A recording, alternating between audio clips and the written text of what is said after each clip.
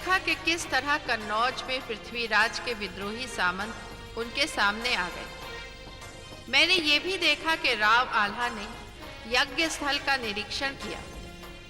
पृथ्वीराज चौहान चकोरी से मिले तो उन्हें पता चला कि उनकी तलवार राव आल्हा के कक्ष में है।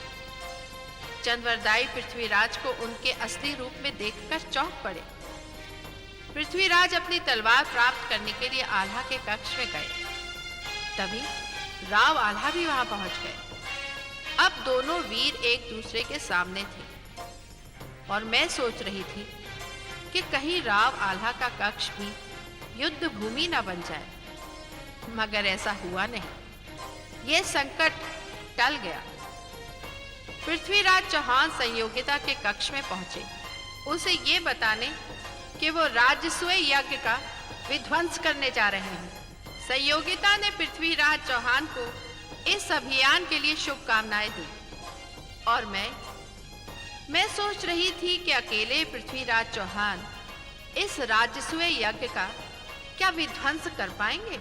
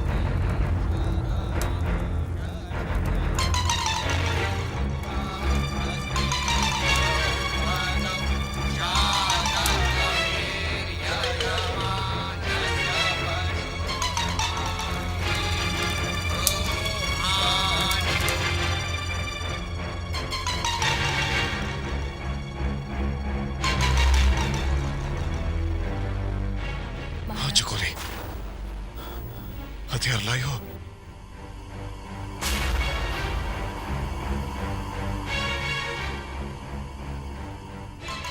लाओ तो। ये लीजिए महाराज।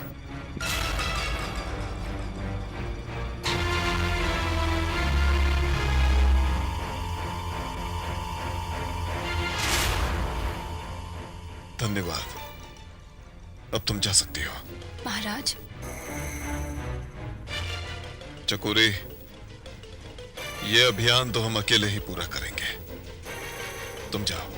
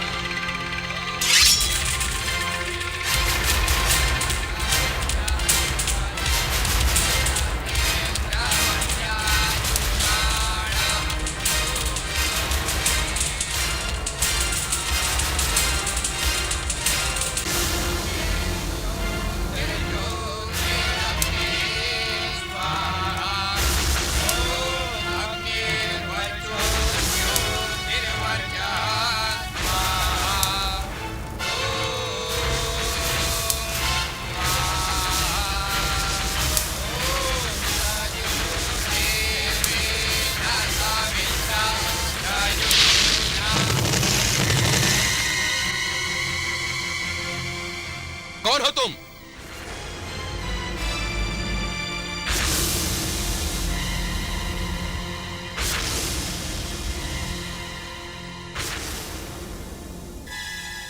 सांभर नरेश पृथ्वीराज चौहान। सांभर नरेश पृथ्वीराज चौहान? हाँ। महाराज, ये क्या किया आपने? क्या आप नहीं जानते कि मंत्रोच्चार बंद हो जाने से राजसूय यज्ञ का अनुष्ठान बंद कर देना पड़ता है? हम इस राजसूय यज्ञ को भंग करने आए हैं। देखिए यज्ञ स्थल के चारों ओर सुरक्षा के लिए जितने सैनिक तैनात थे सब के सब मारे जा चुके हैं। क्या?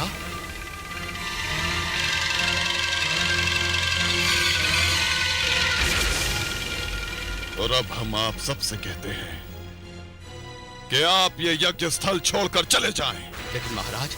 राजपुरोहित जी, आप सब ब्राह्मण हैं इसलिए हम आपका वध नहीं करना चाहते,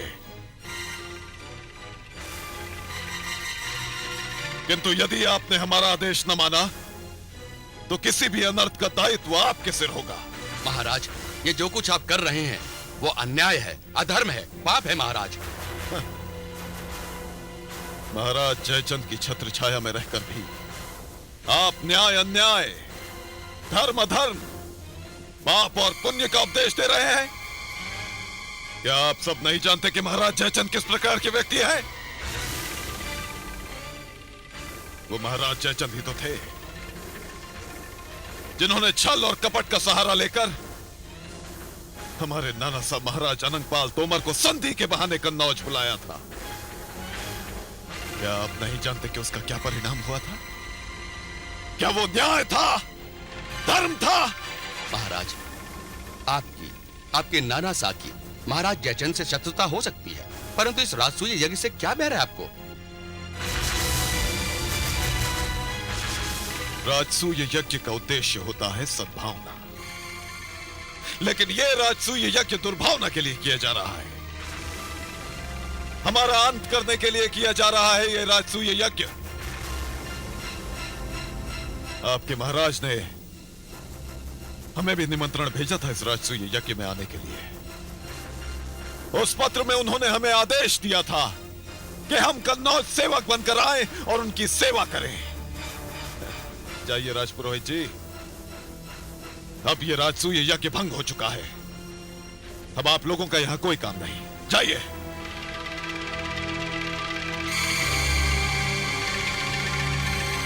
ठहरिए राजपुरोहित जी,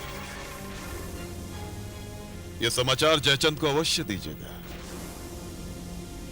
जिस तरह अपमान भरा निमंत्रण पत्र भेजा था उसने हमें, हमने अपने अपमान का बदला ले लिया है। जाकर कहिएगा जयचंद से कि सांभर नरेश पृथ्वीराज चौहान सेवक बनकर आए थे और उसकी सेवा करके चले गए। चलिए चलिए।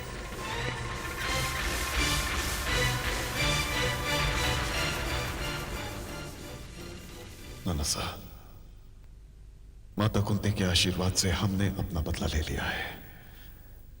और नाना साहब, हमने राजकुमारी संयोगिता से आपकी पुत्र वधू बनने का वचन भी ले लिया है।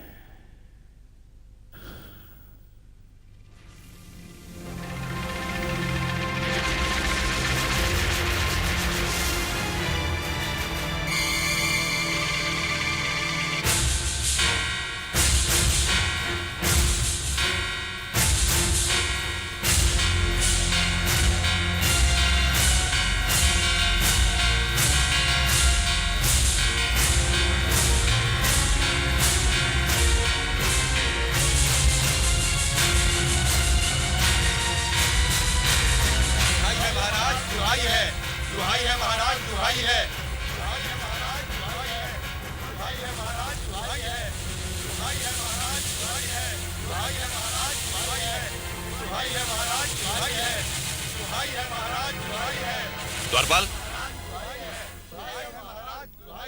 अन्नदाता की जय हो। द्वारपाल, ये शोर कैसा है? अन्नदाता, राजपुरोहित जी अन्य ब्राह्मणों के साथ द्वार पर पधारे हैं। क्या? जी हाँ अन्नदाता। राजपुरोहित जी द्वार पर खड़े? दुहाई है महाराज, दुहाई है, दुहाई है महाराज, दुहाई है। राजपुरोहित जी, आप और आपके ब्राह्मण इतनी रात के यहां क्या कर रहे हैं? आपने तो स्वयं ही कहा था कि अगर मंत्रोच्चार बंद हो जाए तो यज्ञ भंग हो जाता है। बड़े खेद की बात है महाराज, यज्ञ भंग हो चुका है। ये क्या कह रहे हैं आप? नहीं, ऐसा नहीं हो सकता। हाँ महाराज, यज्ञ स्थल की सुरक्षा के लिए तैनात किए हुए आपके सारे के सारे सैनिक मारे जा चुके हैं महाराज। राजपुरोहित जी, कौन है वो जिसने राजसूय यज्ञ भंग किया है? वो सांभर नरेश महाराज पृथ्वीराज चौहान हैं। पृथ्वीराज चौहान? हाँ महाराज। ये पृथ्वीराज चौहान कहां से आ गया? राजपुरोहित जी, आपको जरूर कोई धोखा हुआ है। नहीं महाराज, नहीं। हम सबने उन्हें अपनी आंखों से देखा है। पहले उन्होंने हमारे सारे सैनिकों का वध कर दिया, उसके बाद स्वयं पृथ्वीराज चौहान ने हवन कुंड में बाण चलाकर यज्ञ को भंग कर दिया महाराज। नहीं राजपुरोहित जी, यह असंभव है। नहीं महाराज, ऐसा ही हुआ है। अब तो इस यज्ञ को दोबारा करने के लिए फिर से 6 महीने की प्रतीक्षा करनी पड़ेगी महाराज। नहीं राजपुरोहित जी, नहीं। पृथ्वीराज!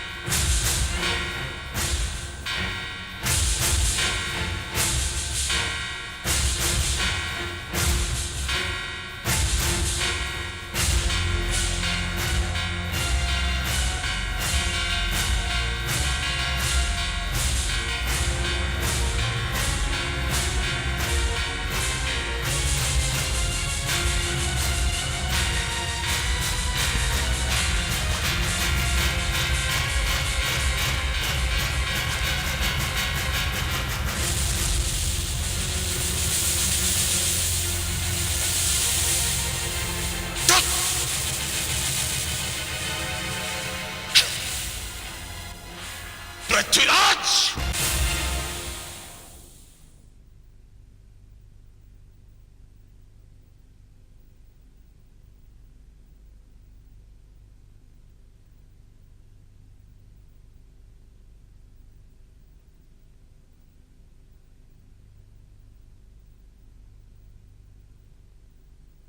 राजकुमारी जी, हाँ राजकुमारी जी, सेवक गणपत डांगी का प्रणाम। महाराज आप? मैं आपको एक सूचना देने आया हूँ राजकुमारी जी। कैसी सूचना? यही कि महाराज पृथ्वीराज चौहान ने आपके पिताजी से अपने अपमान का बदला ले लिया है। क्या? तो क्या अपने पिताजी को? नहीं नहीं राजकुमारी, नहीं, आपके पिताजी जीवित हैं।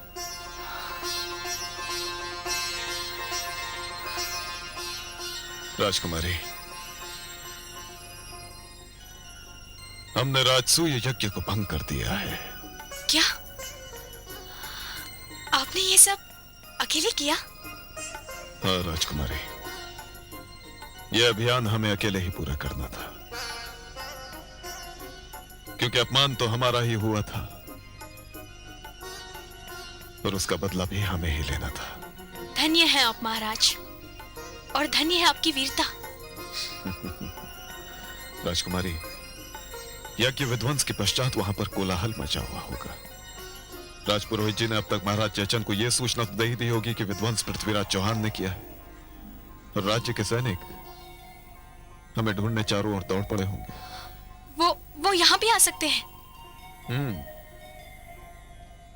हमें शीघ्र ही जाना पड़ेगा। तो क्या आप अभी अनंतपुर वापस जाएंगे? अरे नहीं नहीं राजकुमारी, हम यहां आए थे कवि चंद्रवरदाई के सेवक बनकर, और वापस भी उन्हीं के साथ जाएंगे। मगर महाकवि चंद्रवरदाई कहाँ है? वो अतिथिशाला में है। तो क्या आप अब अतिथिशाला जाएंगे? हाँ? मगर आपके प्राणों को खतरा है महाराज। नहीं राजकुमारी, खतरा तो महाराज पृथ्वीराज चौहान के प्राणों को है। हम तो गणपत डांगी हमारे प्राणों को कोई खतरा नहीं है। हम चलते हैं राजकुमारी, कभी राज वहां अकेले होंगे, फिर मिलेंगे।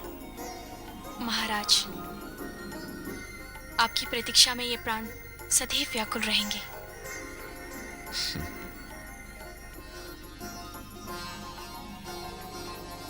राजकुमारी, ये अंतिम विदाई नहीं है, हम फिर मिलेंगे। हम फिर एक बार कन्नौज जाएंगे आपसे मिलने, लेकिन उस बार अकेले वापस अलंपुर नहीं जाएंगे, आपको साथ लेकर जाएंगे। सच? ये पृथ्वीराज का वचन है राजकुमारी। हमें आप पे पूरा विश्वास है महाराज। और हम आपके विश्वास की लाज रखेंगे।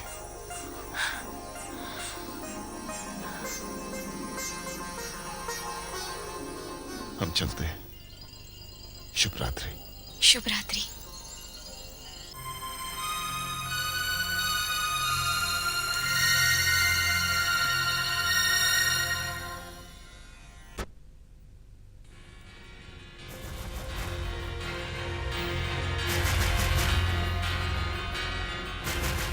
सेनापति जी, आप अकेले?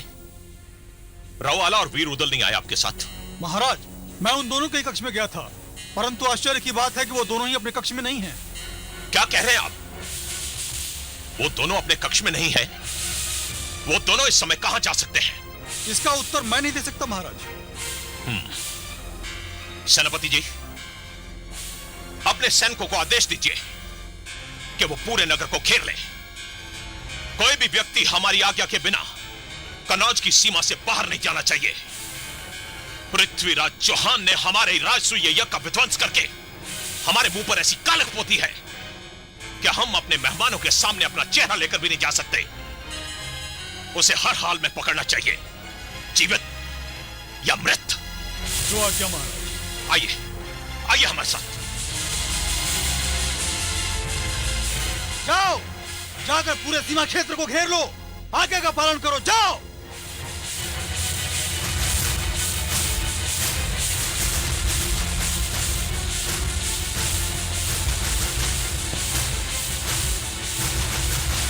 सेनापति, आओ हमारे साथ।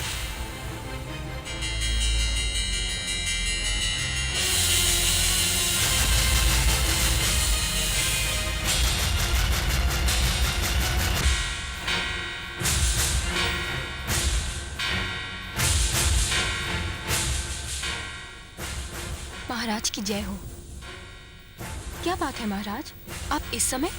चकोरी, तुम्हें पता है कि पृथ्वीराज चौहान ने राजसूय यज्ञ भंग कर दिया है? आप क्या कह रहे हैं महाराज? ये कैसे हो सकता है? यज्ञ स्थल पर इतनी कड़ी सुरक्षा व्यवस्था और आप कह रहे हैं पृथ्वीराज ने यज्ञ को भंग कर दिया है?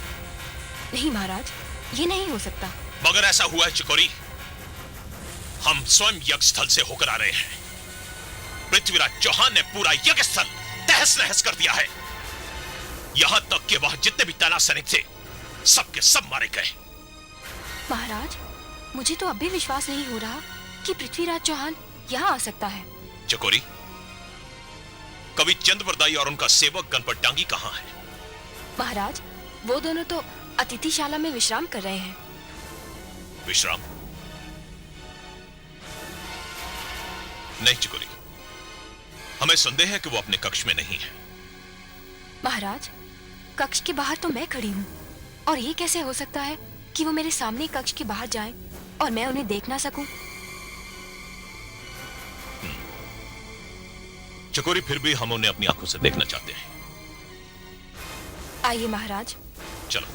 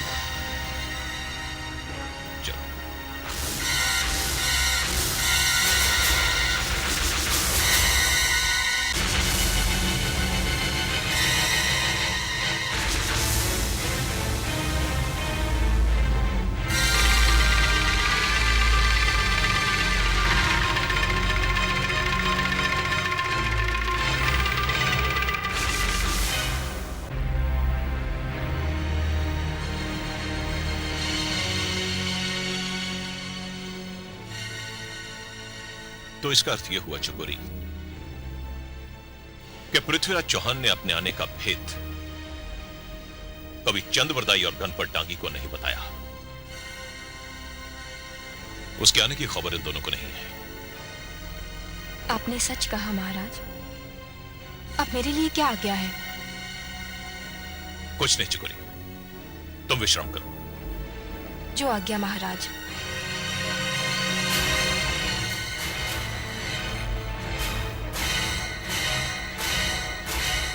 सेनापति।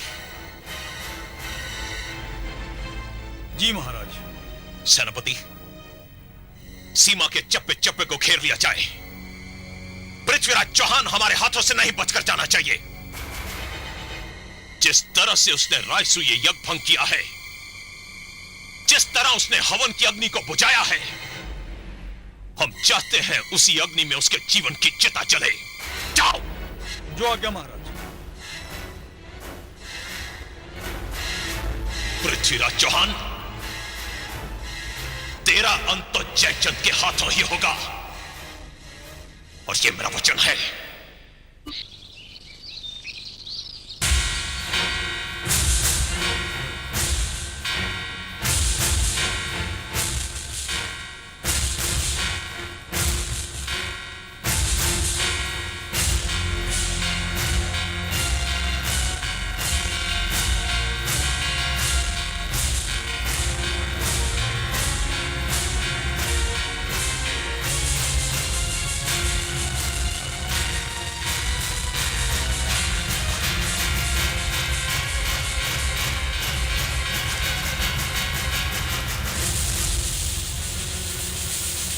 महाराज की जय हो। क्या समाचार है सेनापति जी? महाराज, आपके आदेशानुसार हमने अपने सैनिकों को सीमा पर हर जगह तैनात कर दिया है। अब कोई भी व्यक्ति हमारे सैनिकों की दृष्टि से बचकर सीमा पार नहीं जा सकता। महाराज, हमें विश्वास है कि पृथ्वीराज चौहान ने अभी तक सीमा पार नहीं की। महाराज, हमारे सैनिक नगर के एक एक घर में उसे ढूंढ रहे हैं। इस बार वो हमसे बचकर नहीं जा सकता। महाराज, नहीं जा सकता।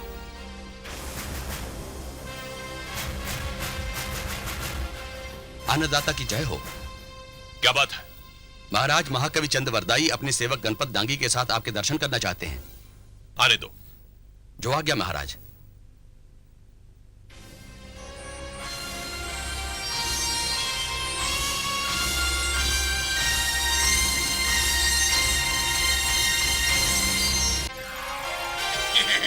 प्रणाम महाशय, प्रणाम।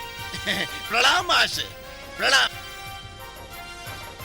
कन्नौज नरेश महाराज जयचंद की सेवा में कवि चंद्रवरदाई का प्रणाम।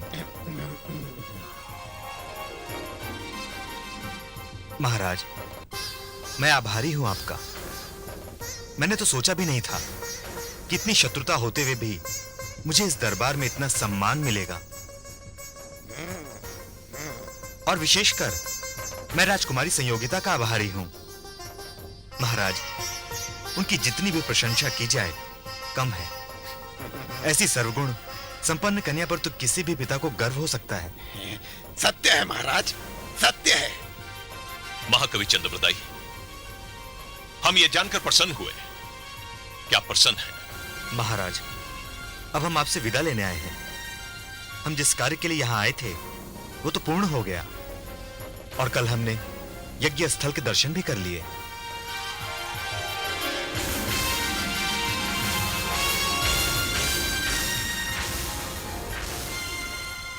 किंतु महाराज, आज नगर के चप्पे चप्पे पर सैनिकों को तैनात देखकर ऐसा लगा कि कोई विशेष अतिथि कन्नौज में आने वाला है। नहीं महाकवि चंद्रवरदाई, यह व्यवस्था किसी विशेष व्यक्ति के लिए नहीं, बल्कि यह व्यवस्था तो उस व्यक्ति के लिए की गई है जो महाधूर्त और महापापी है। वो अपने आप को बहुत बड़ा सूरमा कहता है, लेकिन वो हमें सूचना दिए बिना कन्नौज आया और चोरों की भांति रात के अंधेरे में हमारा राजसूय यज्ञ विध्वंस करके यहां से चला गया। यज्ञ विध्वंस? ये आप क्या कह रहे हैं महाराज? किसमें इतना साहस हो सकता है जो आपकी आंखों के नीचे से आपकी मूंछों का बाल तोड़कर ले जाए?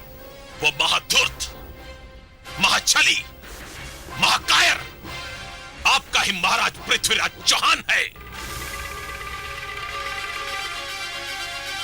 महाराज ये क्या कह रहे हैं आप? सांबर नरेश ने आपका यज्ञ भंग कर दिया? हाँ महाकवि, लेकिन इस बार वो हमारे हाथों से बचकर नहीं जा सकता। हमारे सैनिक उसे चारों ओर ढूंढ रहे हैं। महाराज, मुझे इस यज्ञ के भंग होने का बड़ा खेद है महाराज। हाँ, मैंने तो सोचा था कि यज्ञ की पवित्र राख को अपने माथे पर लगाऊंगा और अपने परिवार वालों और मित्रजनों के लिए यहां से लेता जाऊंगा, लेकिन हमारे महाराज ने तो सारे किए कराए पर पानी फेर दिया। अरे हमारे महाराज को ऐसा नहीं करना चाहिए। ना ना ना ना, ना। सेवक गणपत डांगी, तुम अपने महाराज की इस करनी के विरोध में सचमुच बोल रहे हो या हमारे घाव पर नमक छिड़क रहे हो? क्षमा करें सेवक, ऐसी धृष्टता कर ही नहीं सकता महाराज। क्षमा करें, मैं महाकवि चंद्रवरदाई का सेवक हूं और महाकवि की तरह भावुक भी हूं महाराज। हाँ, मैं तो घावों पर मरहम लगाने का काम भी कर सकता हूं। यदि आपको मेरे मरहम में अपने घावों पर नमक का आभास हो रहा है तो ये तो मेरे लिए बड़े दुर्भाग्य की बात है महाराज। क्षमा करें महाराज, यदि आपको याद हो तो मैंने तो आपसे कहा था कि हमारे महाराज जैसा कि उनका स्वभाव है, आपके निमंत्रण पत्र का उत्तर अवश्य देंगे। तो उन्होंने दे दिया। मैंने तो आपसे कहा था ना महाराज। इसीलिए तो जी में आता है कि महाकवि चंद्रवरदाई समेत तुम्हें जिंदा शेर के पिंजरे में डाल दूं। नहीं महाराज, नहीं, ऐसा न कीजिएगा महाराज। अब आप महाकवि चंद्रवरदाई और मैं अपनी कविता के माध्यम से भले ही शेर का जबड़ा फाड़ सकते हो, मगर शेर के पिंजरे में जाकर उसका सामना नहीं कर सकते महाराज। ऐसा न कीजिएगा। अब आप पृथ्वीराज चौहान के अपराध का दंड हमको नहीं दे सकते महाराज। नहीं, ऐसा न कीजिएगा। सेवक गणपत डांगी, जी जी जी जी महाराज। ये मत कहो कि हम क्या कर सकते हैं और क्या नहीं कर सकते। हम तो सिर्फ इस बात से चिंतित हैं कि आने वाला समय हमारे बारे में क्या कहेगा, इतिहास हमारे बारे में क्या लिखेगा कि हमारे राज्य में आए हुए कवि और उसके सेवक को बिना किसी दोष के, बिना किसी अपराध के कारावास में डाल दिया। इस समय हमारे हृदय में प्रतिशोध की ज्वाला भड़क रही है और हम नहीं चाहते कि हमारे मुख से कोई ऐसा आदेश निकल जाए जो राज की मर्यादा के विरुद्ध हो। महाराज जयचंद, आपके इस उपकार को, इस उदारता को न तो मैं भूल पाऊंगा और न ही इतिहास। आपका स्थान इतिहास में सुरक्षित है महाराज। महाराज की जय जयकार हो, आपकी कीर्ति बनी रहे। एक ब्राह्मण होने के नाते मैं आपको आशीर्वाद देता हूं महाराज। अब आज्ञा है। अब महाराज, महाराज, अगर अनजाने में मुझसे कोई धृष्टता हो गई हो तो मुझे क्षमा कर दे महाराज, क्षमा कर दे मुझे। अब आज्ञा दे। हाँ हाँ, शेर से मुझे बहुत डर लगता है महाराज, अब आज्ञा दे।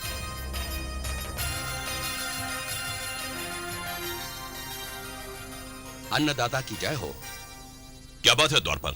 महाराज, राजकुमारी संयुक्ता ने संदेश भेजा है। यदि आपकी अनुमति हो तो महाकवि चंद्रवरदाई और सेवक गणपत डांगी को परंपरा अनुसार विदा करना चाहती हैं।